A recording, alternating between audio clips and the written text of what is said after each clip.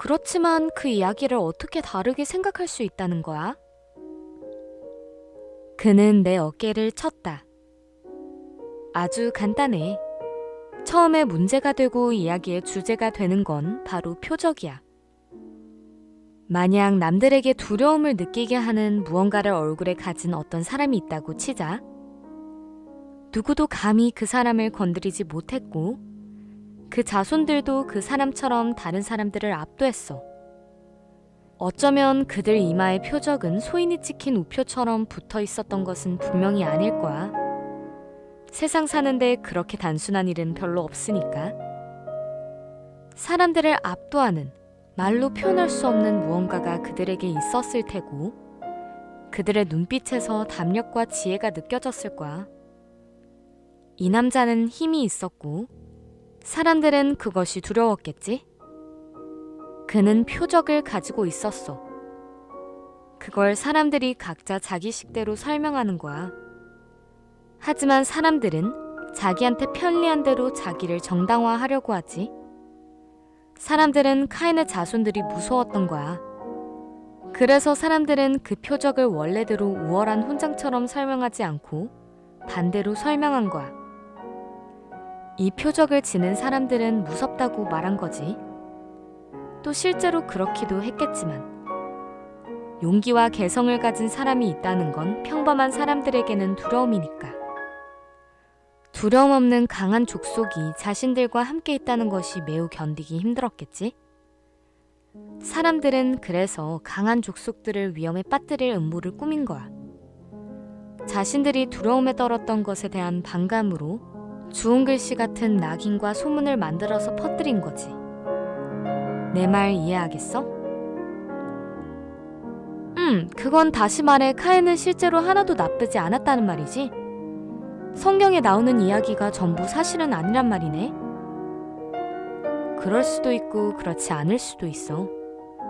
아주 오래된 옛 이야기가 대부분 진실일 수 있지만 올바로 해석되어 왔다고 볼 수는 없어. 쉽게 말해, 난 카인이 엄청난 사람이었다고 생각해. 단지 사람들이 그를 두려워했기 때문에 그런 이야기를 지어냈을지도 몰라. 카인의 이야기는 사람들이 가볍게 떠들어대는 터무니없는 소문에 불과한 거지. 하지만 정말 카인과 그 자손들이 표적을 지니고 있었고 다른 사람들과는 전혀 달랐다는 것만은 진실이라고 생각해.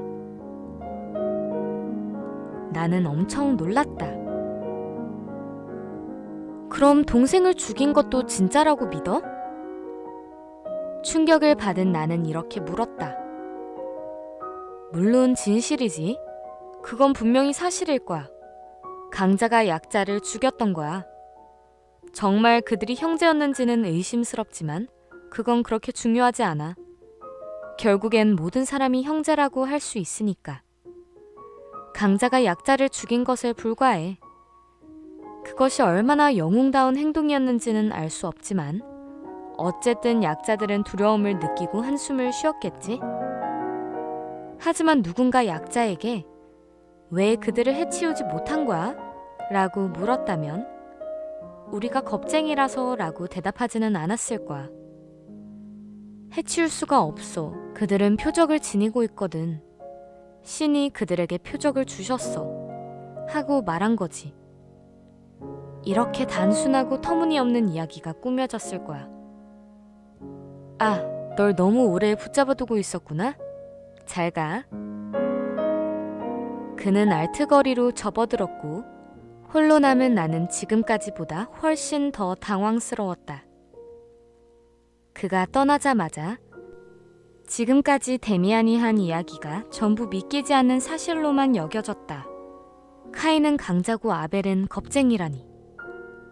카인의 표적이 훈장처럼 훌륭한 것이라니. 그건 비이성적인 이야기였고 오만한 생각이었다. 그렇다면 신의 사랑은 어디에 있었단 말인가? 신은 아벨의 재물을 받지 않았고 아벨을 사랑하지 않았단 말인가? 아니, 그럴 리가 없다. 그건 허무맹랑한 이야기에 불과하다. 데미안이 나를 놀려서 당황스럽게 만들기 위해 꾸며댄 이야기일 뿐이다. 실로 명석한 녀석이긴 했다. 말도 논리적으로 잘했고, 하지만 그럴 수는 없다. 사실이 아닐 것이다. 나는 성경에 나오는 이야기나 다른 부류의 어떤 이야기도 그런 식으로 생각해 본 적이 없었다. 또 오랫동안, 아니, 저녁 내내 그렇게 말끔하게 프란츠 크로머의 존재를 잊어본 적도 없었다. 집으로 돌아오자마자 나는 성경에 쓰인 카인의 이야기를 꼼꼼히 읽어보았다. 하지만 그 내용은 단순 명료했다. 그리고 거기서 특별히 숨은 뜻을 찾아낸다는 것은 미친 짓이었다. 그렇다면 모든 살인자는 신의 사랑과 보호를 받은 사람이라고 말할 수 있어야 할 것 아닌가? 아니다. 그건 정신이 나간 소리였다. 단지 마음 깊이 끌렸던 건 데미안은 모든 것이 쉽고 명확하다는 듯이 멋지게 논리적으로 그렇게 진심 어린 눈빛으로 이야기했다는 것이다. 나 역시 정상적인 상태가 아니었고 혼란스러움에 빠져 있었다. 얼마 전까지 나는 밝고 깨끗한 세계에 속해 있었다. 나는 일종의 아벨이었다. 하지만 지금의 나에게는 다른 것이 너무 깊이 박혀 있어서 그 세계 속에 깊이 떨어져 버려서 헤어나올 수 없을 만큼 가라앉아 버렸다. 나만의 잘못이 아니라고 해도 어떻게 일이 이 지경까지 와버렸을까? 그렇다. 그때 문득 내 마음속에 한 가지 기억이 떠올라 한순간 숨이 막힐 뻔했다. 불행한 이 상황이 시작되었던 그 고통스러웠던 밤. 나는 한순간 아버지는 물론 아버지로 대표되는 밝은 세계와 지혜를 단칼에 꿰뚫어 보며 경멸했다. 그렇다. 그때 나는 분명 카인이었고 이마에 표적까지 달고 있었지만 수치심을 느끼기보다는 이것은 표창이라고 우쭐댔다. 나는 죄악과 고통으로 인해 아버지와 선하고 경건한 사람들보다도 더 우월한 존재라고 생각하고 있었다. 그 당시에 내가 분명한 사고체계를 갖추었던 것은 아니다. 하지만 크로머와 있었던 모든 일들이 분명하지 않은 사고체계에 포함되어 있었다. 크로머와 있었던 일로 몹시 괴로워했고 또 그와는 반대로 묘한 자부심을 느끼기도 했다. 생각해보면 데미안은 매우 이상하게도 강자와 약자의 초점을 맞춰 이야기해 주었다. 카인의 표적에 관한 해석도 마찬가지였다.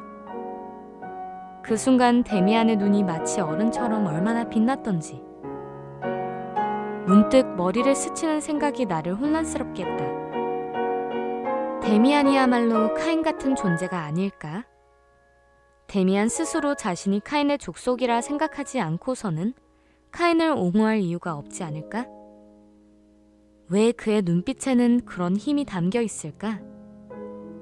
데미안은 왜 그토록 하나님의 마음에 드는 경건한 다른 사람들, 겁 많은 사람들을 빈정댔을까? 나는 이런 생각들을 끝없이 이어갔다. 나의 어린 영혼의 샘물에 돌멩이 하나가 떨어진 것이었다. 매우 긴 시간 동안 카인의 살인과 표적에 관한 문제가 나의 인식과 의구심을 키웠고 비판적인 사고를 하려는 시도의 출발점이 되었다.